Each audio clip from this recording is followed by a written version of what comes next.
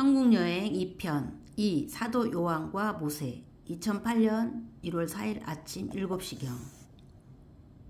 기도하다가 몸에 기운이 빠지면서 성령님께서 이 말을 미는 것 같았습니다. 그러면서 뒤로 눕히는 것이었습니다. 여러 가지 이야기를 많이 나눈 것 같은데 하도 많아서 기억이 잘 나지 않습니다. 필요할 때 기억나게 하시는 성령님께서 떠올려 주시리라 믿습니다. 순서와 상관없이 떠오르는 대로 적어 내려가려고 합니다. 예수님과 제가 서 있고 그 앞에 사도 요한이 서 있었습니다. 이전과는 달리 오른손에 지팡이를 들고 서 있는 것이었습니다. 제가 예수님께 물었습니다. 뭔가요? 예수님께서 대답해 주셨습니다. 전체 주의를 맡았으므로 권위를 세워주기 위해서 허락했단다. 제가 그 권위 앞에 한쪽 무릎을 꿇자 요한이 얼른 일으키며 말했습니다. 일어나라, 나도 사람이다. 그가 저의 몸을 일으키자마자 제 몸이 저도 모르게 저번 날처럼 그의 왼쪽 가슴께로 다가가 기대는 것이었습니다. 그렇게 둘이 서서 예수님을 보고 있는데 예수님께서 떠나시려 하시면서 이렇게 말씀하셨습니다. 그럼 둘이 대화를 나누려구나. 난 다른 데 볼 일이 있단다. 그러면서 날아가셨습니다. 제가 당황해서 예수님께 여쭈었습니다. 예수님 안 계신데 어떻게 대화해요? 예수님 모습은 안 보이는데 말씀은 가까이처럼 들려왔습니다. 저와 내가 하나이므로 상관없단다. 저는요, 물론 너와도 하나이지만 좀 더 내 안에 제거될 것이 제거되면 온전히 하나가 될 수 있단다. 그때 말씀을 떠올려 주셨습니다. 저가 내 안에, 내 말이 저의 안에. 제가 사도 요한에게 물었습니다. 주님께서 곧 성령의 늦은 비 역사가 끝난다고 하셨는데 그때에도 제가 이렇게 천국에 드나들 수 있을까요? 그때가 되면 더욱 강하게 드나들게 될 것이다. 지상에 있는 시간보다 천국에 있는 시간이 더 많아지게 될 것이다. 그리고 지금부터는 여태보다 더욱 자주 천국에 오게 될 것이다. 그것을 지금 연습하고 있는 것이다. 내게 많은 능력을 줄 것이나 지금은 지니고만 있게 하는 것은 지금부터 사용하게 되면 교만해지기 때문이다. 그러면서 저를 붙잡고 축복 안수를 했는데 저의 몸에 큰 진동이 있었습니다. 제가 다시 물었습니다. 영적 암흑 시대가 오기 전에 신부들이 준비해야 할 것은 무엇인가요? 말씀으로 무장하여 사랑을 행하는 것, 늘 말해온 대로이다. 오직 그것만이 무기가 되어 이길 수 있는 것이다. 에녹을 보았는데 주님과 동행한다는 뜻이 정확히 무언가요? 좀 더 구체적으로 가르쳐 주세요. 지금 내가 하고 있는 것이 주님과 동행하는 것이다. 너 지금 잘 하고 있다. 저는 요즘 말씀 보고 기도하고 오직 그것만 하고 있는데 잘하고 있는 건가요? 너는 사도이다. 말씀과 기도에 전무하는 것, 그것이 사도의 길이다. 그리고 사랑을 행하는 것, 그것이 온전한 사도의 길이다.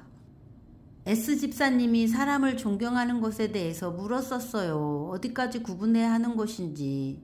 사도 요한이 저의 어깨를 안고 걸으면서 대답해 주었습니다. 사람을 존경하는 것은 마음으로 하고 입으로는 말하라. 굳이 입으로 존경을 표하고자 한다면 이렇게 표현하라. 당신을 이러이러하게 행케 하신 하나님을 찬양합니다. 그렇게 말함으로써 존경을 받는 자와 존경을 표하는 자가 더불어 함께 주님을 찬양하도록 하라. 그리고는 손을 잡고 계단을 걸어 내려가고 있었는데 어느새 돌아보니 사도 요한이 모세로 바뀌어져 있었습니다. 머리가 하얗게 센 모세가 여전히 지팡이를 들고 깜짝 놀라는 저를 극히 내려다보며 미소 짓고 있는 것이었습니다. 저는 너무 반갑기도 하고 기쁘기도 하고 놀랍기도 하고 만감이 서려서 잠시 말을 잇지 못하다가 최근 들어 읽은 모세오경을 떠올리며 물었습니다. 그렇게 이스라엘 백성들을 이끌고 오는 동안 너무 자주 원망을 들어서 화가 날 만도 한데 어떻게 그렇게 잘 참아낼 수 있었어요? 그 비결이 뭔가요? 그가 말하지 않았는데 눈앞에 장면이 보였습니다. 원망하는 이스라엘 백성을 뒤로하고 해막 앞으로 와서 엎드린 모세와 아론의 모습이 보였습니다. 원망을 들을 때마다 재빨리 하나님을 찾아 겸비한 마음으로 기도드리는 것이다. 그 길뿐이란다. 하지만 나도 물이바 물에서 화를 내어 가나안 땅에 들어가지 못했잖니? 속상하지 않았어요? 그렇게 40년간 힘쓰고 애썼는데 나는 당시 나이가 꽤 들었지. 젊은 친구가 그 다음 사역을 이어받는 것이 마땅하다고 느꼈다. 나의 사역이 거기까지라고 생각한 거지. 그리고 이 땅에서의 사역이 거기까지이니 속상할 일이 없지. 나의 본향은 천국이니 말이다. 3번씩이나 입이 둔한 자라고 말했던데요. 내가 그 일을 결코 감당할 만한 용기도 없었고 믿음도 없었단다. 그런 나를 하나님께서 이적을 베푸셔서 믿음을 주시고 그 일을 감당할 수 있게 하신 거지. 바다를 향해 지팡이를 가리킬 때 그 물이 갈라질 거라고 믿어졌어요? 하나님이 하시는 거니까 당연히 되리라고 믿은 거지. 너무도 당연한 일상처럼 별거 아니라는 듯이 말하는 것이었습니다. 그 믿음이 부럽습니다. 저에게도 그 믿음을 주시면 좋겠어요. 모세가 저의 머리에 지팡이를 댔습니다. 그리고는 믿음이 임할지어다 했습니다. 평소 같으면 저의 몸에 진동이 와야 하는데 아무 일도 일어나지 않았습니다. 그가 손을 내밀어 저의 어깨를 잡고 한 번 더 같은 말을 했습니다. 그래도 여전히 아무 일이 없었습니다. 그때 그가 말했습니다.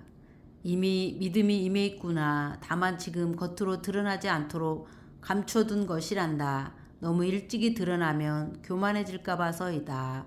아까 사도 요한과 같은 말이었습니다. 그리고는 다시 손을 잡고 걸으려는데 어느새 모세가 사도 요한으로 다시 바꾸어져 있었습니다. 사도 요한이 미소를 띠고 저를 바라보며 말했습니다. 너의 집 구경시켜줄까? 그러더니 저를 데리고 날아갔습니다.